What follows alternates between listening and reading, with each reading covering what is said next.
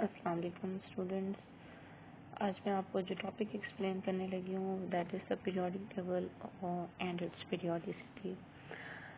First of all what is the periodic table? Periodic table है क्या?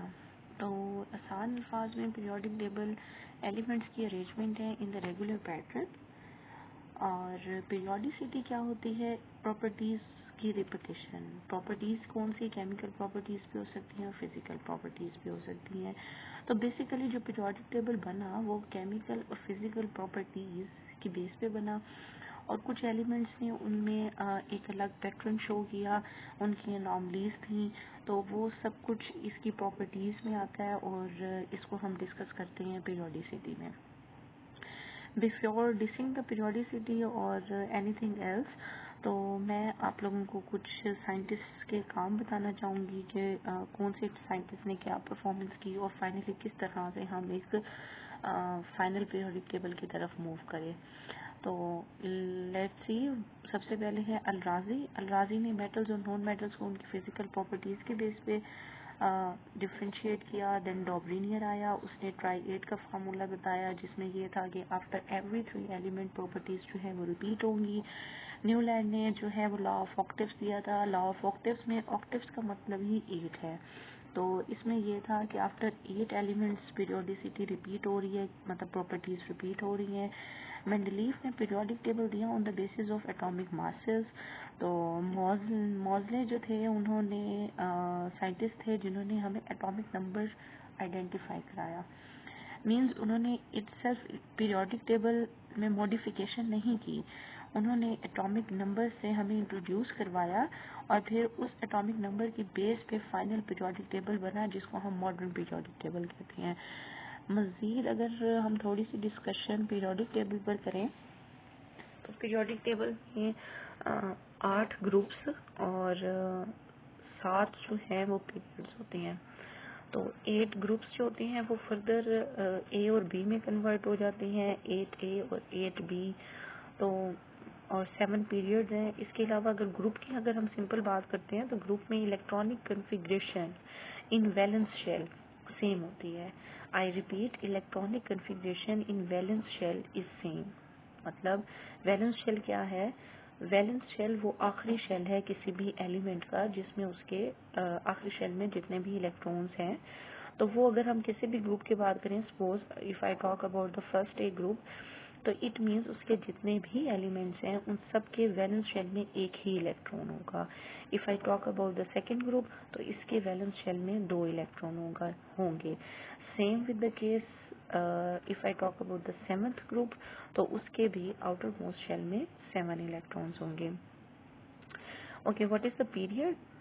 Periods जो हैं वो हमारे पास 7 होते हैं। तो अगर वो एलिमेंट्स जो कि फर्स्ट पीरियड से बिलोंग करती हैं तो इट मींस कि उनमें जितने भी इलेक्ट्रॉन्स हैं वो सब जो हैं वो एक ही शेल में आ जाएंगे।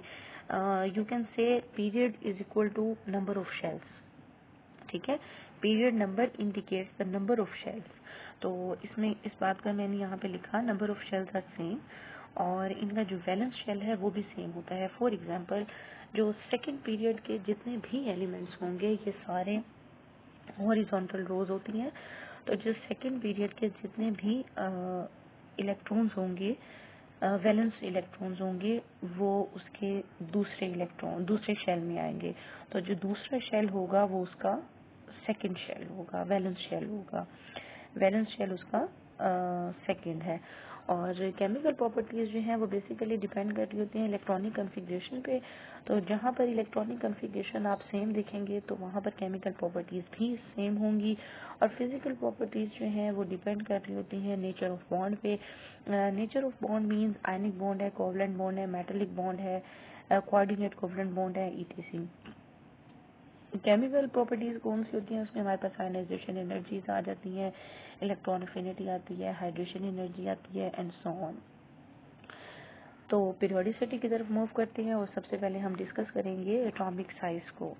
एटॉमिक साइज जो है वो बेसिकली उसकी कोई एज सच डेफिनेशन नहीं है, but to understand I think this is easiest way to tell the distance between the nucleus and the farthermost electron of an atom, which means farthermost electron of an atom, which means electron in the valence shell. आखिरी shell में मौजूद electron और nucleus के दरमियान जितना भी फासला है that is called the atomic size. आखिरी शेल में मौजूद इलेक्ट्रॉन और न्यूक्लियस के दरमियान जितना भी फासला है that is called atomic size. और यहाँ पर एक मैंने छोटा सा स्केच बनाया पीरियोडिक टेबल का just to understand the things clearly. यहाँ पर 8 ग्रुप्स बनाए हुए हैं, फर्स्ट है, सेकेंड है, थर्ड है वर्टिकल कॉलम्स में, और हॉरिजॉन्टल कॉलम्स में मैंने पीरियड्स बनाए हुए हैं 1 to 7। तो अगर हम ग्रुप्स की तरफ देखते हैं इसका ट्रेंड के ग्रुप में एटॉमिक साइज का ट्रेंड क्या होगा, तो सबसे पहले मैं ये बताती चलूँ कि जैसे जैसे हम ग्रुप्स में डाउन द पीरियड हम नीचे टॉप टू बॉटम आ रहे हैं, hydrogen, lithium, sodium, potassium, rubidium, caesium. तो हाइड्रोजन में वैलेंस शेल 1 है, लिथियम में 2, सोडियम में 3, पोटाशियम में 4, रुबिडियम में 5, सीजियम में 6 एंड फ्रैंकियम में 7। तो इस तरह से डाउन द ग्रुप पीरियड्स बढ़ते जाते हैं और पीरियड्स के बढ़ने से एक एक वैलेंस शेल जो है वो भी बढ़ता जाता है, नंबर ऑफ शेल्स इंक्रीज होती है। Down the group number of valence shells increase होंगे। ग्रुप में top to bottom number of valence shell increase होंगे और जैसे जैसे number of valence shell increase होंगे तो जो डिस्टेंस होगा न्यूक्लियस का आउटर मोस्ट इलेक्ट्रॉन पे वो कम होता जाएगा, डिस्टेंस बढ़ता जाएगा लेकिन न्यूक्लियर ग्रिप जो है वो कम होती जाएगी। न्यूक्लियस और आउटर मोस्ट इलेक्ट्रॉन के दरमियान डिस्टेंस इंक्रीज होगा लेकिन न्यूक्लियस की आउटर मोस्ट शेल में मौजूद इलेक्ट्रॉन पर ग्रिप जो है वो कम हो जाएगी, जैसे कि यहाँ मैंने सेकंड पॉइंट में डाउनवर्ड दिखाई हुई है। इसके अलावा shielding effect, what is the shielding effect? इसको अगर हम इजीएस्ट वे में समझें तो shielding effect is the number of electrons between the nucleus and valence shell, मतलब वैलेंस शेल के इलेक्ट्रॉन्स। तो यहाँ पर क्या होगा कि जैसे जैसे हम डाउन द ग्रुप आ रहे हैं, for example if I talk about hydrogen में एक ही इलेक्ट्रॉन है और वो उसके आउटर मोस्ट शेल नंबर 1 में है तो वो एक ही काफी है। If I talk about the lithium, तो लिथियम में बेसिकली 3 इलेक्ट्रॉन है, पहले में 1s2 हो गया और दूसरे में 2s1 हो गया। इस तरह से सोडियम की बात करें तो सोडियम में 11 इलेक्ट्रॉन होते हैं जिसमें से तीसरा जो 11वां इलेक्ट्रॉन है वो तीसरे शेल में जाता है 3s1। ठीक, तो इस तरह से जब नंबर ऑफ शेल्स बढ़ते हैं तो जो दरमियान में इलेक्ट्रॉन्स की तादाद बढ़ती है that is called the shielding effect. It means जब हम डाउन द ग्रुप आ रहे हो टॉप टू बॉटम तो हमारे पास शील्डिंग इफेक्ट जो वो बढ़ जाता है जिसकी वजह से एटॉमिक साइज विच मीन्स के न्यूक्लियस और आउटर मोस्ट शेल के दरमियान में जो डिस्टेंस है वो भी बढ़ जाएगा। इसको ब्रीफली दोबारा डिस्क्राइब कर दूं, atomic size along the group top to bottom आते हुए नंबर ऑफ शेल्स इंक्रीज होते हैं, नंबर ऑफ शेल्स इंक्रीज होते हैं। As a result of increase in number of shells nuclear grip on the outermost shell decreases which means atomic size increases along with the increase in the shielding effect. Clear? अगर हम इसकी बात करते हैं long period में हमारे पास क्या होता है, number of shells remains the same. For example if I talk about the period number 2, जैसा कि ऊपर आपको पीरियोडिक टेबल में नजर आ रहा है कि lithium, beryllium, boron, carbon, nitrogen, oxygen, fluorine and then neon. तो ये सारे जो भी एलिमेंट्स हैं जो कि ग्रुप नंबर पीरियड नंबर 2 से बिलोंग करते हैं उन सब के 2 ही शेल हैं। Doesn't matter how many electrons they have but they will have only 2 shells। Lithium के भी 2 शेल्स, बेरिलियम के भी, इवन नियॉन के भी 2 ही शेल हैं, बेशक उसमें इलेक्ट्रॉन जो हैं वो 10 होंगे, इलेक्ट्रॉन जो हैं वो उसके 10 हैं। फ्लोरीन के 9, ऑक्सीजन के 8, नाइट्रोजन के 7, कार्बन के 6 और बोरोन के 5। ओके, नंबर ऑफ शेल्स जो हैं वो सेम रहेंगे और लेकिन जब हम पीरियड में जा रहे होते हैं तो यहाँ पर क्या होगा, for example if I talk about the carbon, तो कार्बन में नंबर ऑफ इलेक्ट्रॉन्स जो हैं वो 6 है। सिमिलरली उसमें नंबर ऑफ प्रोटॉन्स जो हैं वो भी 6 है। लेकिन जब हम नाइट्रोजन की बात करते हैं तो नाइट्रोजन में नंबर ऑफ प्रोटॉन 7 और इलेक्ट्रॉन्स भी 7 है। तो एज कम्पेयर टू कार्बन और नाइट्रोजन, तो नाइट्रोजन में नंबर ऑफ प्रोटॉन्स ज़्यादा हो रही हैं विच मीन्स के न्यूक्लियर चार्ज जो है वो इंक्रीज होता है। तो जब न्यूक्लियर चार्ज जो है वो इंक्रीज हो रहा होता है while the shielding effect remains the same, तो न्यूक्लियर चार्ज इंक्रीज होने से आउटर मोस्ट शेल जो कि वैलेंस शेल है और वो सेकंड शेल है, उसकी न्यूक्लियर ग्रिप जो है वो ज़्यादा स्ट्रॉन्ग हो जाती है। जब न्यूक्लियर की ग्रिप स्ट्रॉन्ग होती है इसका मतलब ये है कि न्यूक्लियस आउटर मोस्ट शेल के इलेक्ट्रॉन्स को अपनी तरफ पुल करने की सलाहियत रखता है। As a result atomic size got decreases. For example, number of shells same, number of protons increases, shielding effect in the same shell remains same, nuclear grip increases and atomic size decreases। आपको यहाँ पर एक example भी दिखा दी, carbon, nitrogen, oxygen और fluorine, और ये सारे जो हैं वो सेकेंड पीरियड से बिलोंग करते हैं। यहाँ पर 7 जो है वो नंबर ऑफ इलेक्ट्रॉन्स को शो कर रहा है और 9 जो है वो नंबर ऑफ प्रोटॉन्स को शो कर रहा है। और आउटर मोस्ट शेल में हमारे पास आउटर मोस्ट शेल 2 ही है, तो 2s2 साथ के साथ चलता रहेगा, लेकिन हम वो कंप्लीट है तो हम p की तरफ मूव कर जाते हैं और 2p7 होता है। नंबर ऑफ इलेक्ट्रॉन्स कम होते हैं, अनपेयर्ड नंबर ऑफ इलेक्ट्रॉन्स, या हम ये कहें कि ऑक्टेट कंप्लीट होने के लिए नंबर ऑफ इलेक्ट्रॉन्स कम है और प्रोटॉन्स की तादाद ज्यादा है, तो न्यूक्लियर ग्रिप जो है वो ज्यादा हो जाएगी। मोर ओवर, अगर हम आयोनाइजेशन एनर्जी की बात करते हैं तो इट इज सो सिंपल कि आयोनाइजेशन एनर्जी क्या होती है। आयोनाइजेशन एनर्जी इज बेसिकली वो एनर्जी है जो कि आउटर मोस्ट शेल से इलेक्ट्रॉन को रिमूव करवाने के लिए रिक्वायर होती है। Amount of energy required to remove an electron from the outermost shell of an isolated और द गैसियस स्पीशीज। जहाँ पर आइसोलेटेड या गैसियस स्पीशीज को समझना जरूरी है, विच मीन्स कि उस एलिमेंट ने किसी के साथ भी बॉन्ड ना बनाया हो, वो एक इंडिविजुअल हैसियत रखता हो। तो this is the ionization energy. और जब एटॉमिक साइज की समझ आ जाएगी तो आयनाइजेशन एनर्जी को समझना और भी ज़्यादा इजी हो जाता है। लाइक कौन से फैक्टर्स हैं जो कि आयनाइजेशन एनर्जी पे इफेक्ट करते हैं। Atomic size, if I talk about the atomic size group में इंक्रीज हो रहा होता है। जब एटॉमिक साइज इंक्रीज होगा इसका मतलब है न्यूक्लियस की आखिरी शेल पे ग्रिप जो है वो कम है। एज अ रिजल्ट हमें कम एनर्जी रिक्वायर होगी उस इलेक्ट्रॉन को वहां से रिमूव कराने के लिए, तो ionization energy decreases in the group. और एटॉमिक साइज जो है वो हमारे पास पीरियड्स में डिक्रीज हो रहा होता है क्योंकि न्यूक्लियस की आउटर मोस्ट शेल पे ग्रिप स्ट्रॉन्ग हो रही होती है।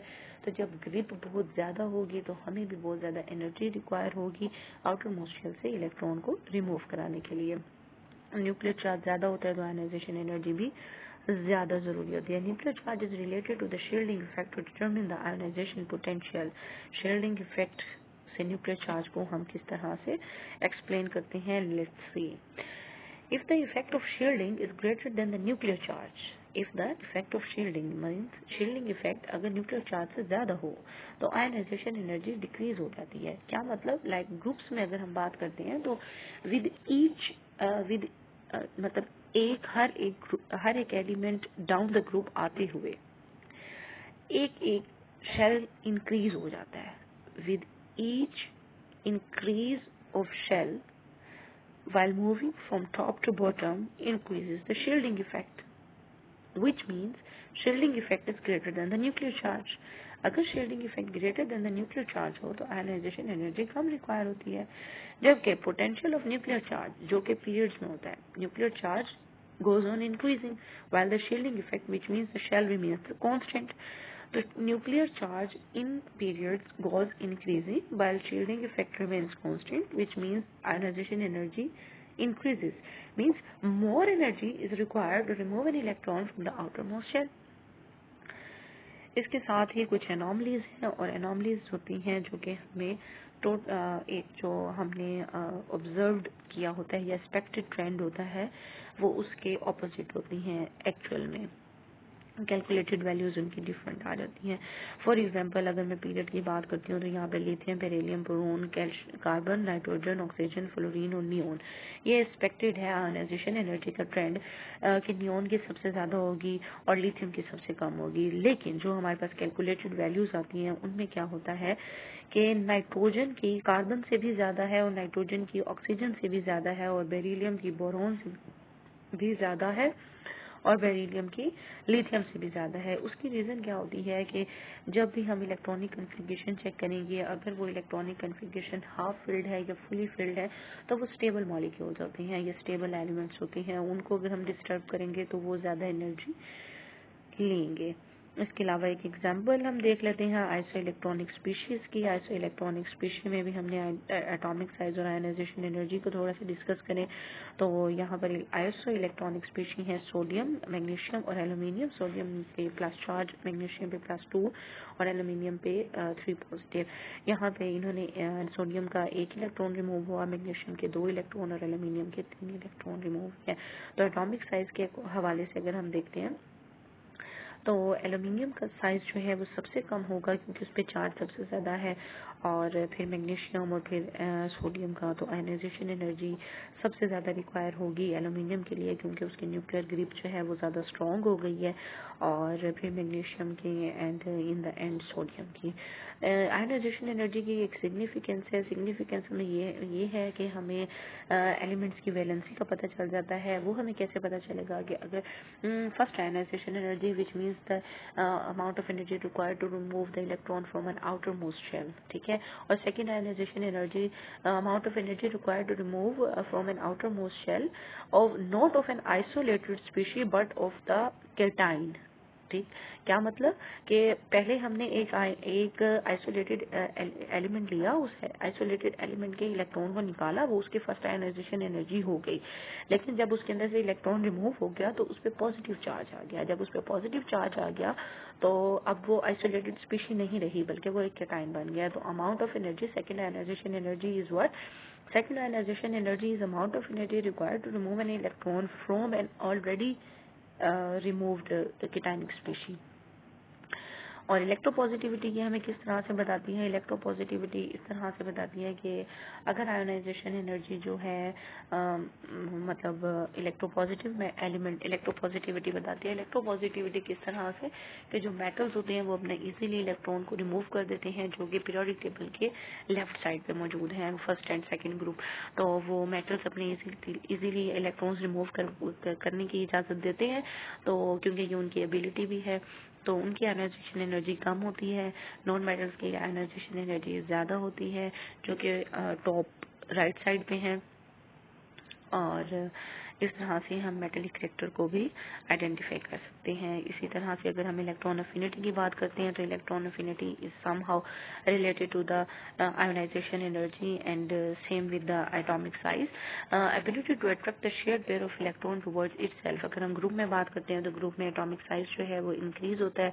एटॉमिक साइज क्यों इंक्रीज होता है? शील्डिंग इफेक्ट इंक्रीज होने की वजह से एटॉमिक साइज जो है वो इंक्रीज हो रहा होता है और न्यूक्लियर ग्रिप जो है वो कम हो जाती है। जैसे जैसे न्यूक्लियर ग्रिप कम होगी तो इलेक्ट्रॉन कोई भी एलिमेंट इलेक्ट्रॉन लेने की सलाहियत भी अपने अंदर कम रखेगा, और जैसे जब न्यूक्लियर ग्रिप ज्यादा होगी तो उस एलिमेंट में ये सलाहियत भी ज्यादा होगी कि वो इलेक्ट्रॉन को लेने की कोशिश करे। अफिनिटी मीन्स लविंग के इलेक्ट्रॉन लविंग हो जाएंगे, ठीक है। और एटॉमिक साइज अगर पीरियड में हम देखते हैं तो एटॉमिक साइज कम होता है बिकॉज न्यूक्लियर चार्ज बढ़ रहा होता है, शील्डिंग इफेक्ट कांस्टेंट रहता है, और जब शील्डिंग इफेक्ट कांस्टेंट रहता है और न्यूक्लियर चार्ज बढ़ता है तो न्यूक्लियर चार्ज के बढ़ने से साइज कम होता है, और जब न्यूक्लियर ग्रिप ज्यादा होगी तो ऑटोमेटिकली वो एलिमेंट या वो एटम इलेक्ट्रॉन को लेने की कोशिश करेगा। इलेक्ट्रॉन जब हम फर्स्ट इलेक्ट्रॉन अफिनिटी एब्जॉर्ब, इसकी वैल्यू एनर्जी की वैल्यू जो होती है वो हमारे पास नेगेटिव में भी होती है और पॉजिटिव में भी होती है। मोस्टली जो फर्स्ट इलेक्ट्रॉन अफिनिटी की वैल्यू होती है एनर्जी रिलीज वो नेगेटिव वैल्यू होती है और वो स्टेबिलिटी की तरफ जाती है, और सेकेंड जब हम उसमें इलेक्ट्रॉन ऐड करने की कोशिश करते हैं तो उसकी वैल्यू पॉजिटिव होती है और वो एनर्जी ऑब्जॉर्ब करती है, और ये मुश्किल भी होता है थोड़ा। उसके रीज़न क्या है कि जब हमने फर्स्ट इलेक्ट्रॉन अफिनिटी के टाइम पे जब इलेक्ट्रॉन उसने एलिमेंट ने लेने की कोशिश की तो वो एक न्यूट्रल था, उस पर 0 चार्ज था, लेकिन जब उसने इलेक्ट्रॉन ले लिया तो उस पर नेगेटिव चार्ज आ गया। अब जब मजीद इसके अंदर इलेक्ट्रॉन ऐड करने की कोशिश की जाएगी तो उस पर ऑलरेडी नेगेटिव चार्ज है और मजीद इलेक्ट्रॉन ऐड किया तो नेगेटिव रिपल्शन होगी, जिसकी वजह से बहुत ज़्यादा अमाउंट में एनर्जी की इन ज़रूरत है इस इलेक्ट्रॉन को उसमें ऐड करने की। Potential of shielding effect is greater than the potential of nuclear charge, ठीक है।